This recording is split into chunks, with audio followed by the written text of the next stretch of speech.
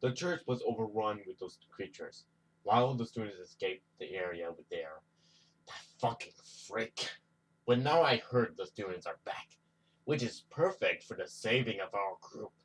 Don't believe what they tell you. Those students will save us. They are not turning, but that doesn't mean they are safe. It's mutating, feeding on their system, turning them into something. God, I can't even imagine it. They must not reach the school. The exposure in their will.